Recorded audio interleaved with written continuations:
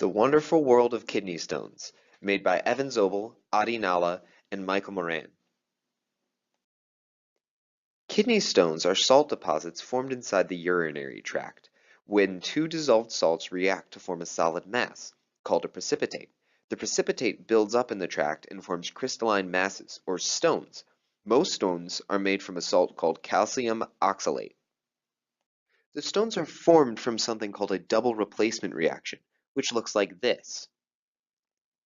The products will act differently than the reactants, including becoming solids when the reactants dissolved. A stone can be created by dissolving two salts in water and stirring them. For one example, calcium oxalate was made. To avoid getting kidney stones, eat less of foods that have calcium, like dairy. Also avoid nuts, wheats, or soy products, which contain oxalate.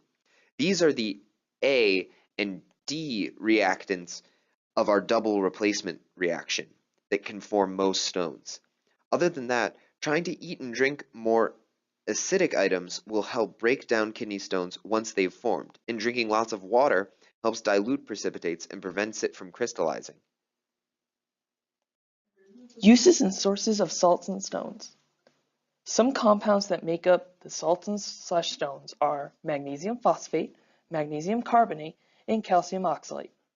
All of these stones/salts are white powders.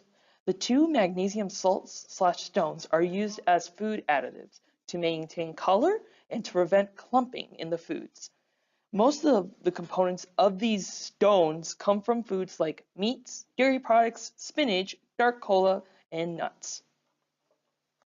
Methods for dissolving kidney stones include using apple cider vinegar and olive oil, and this works because they're acidic.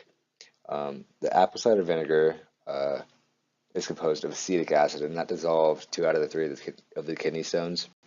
And the olive oil, which is comprised of oleic acid, didn't dissolve the kidney stones but broke them apart.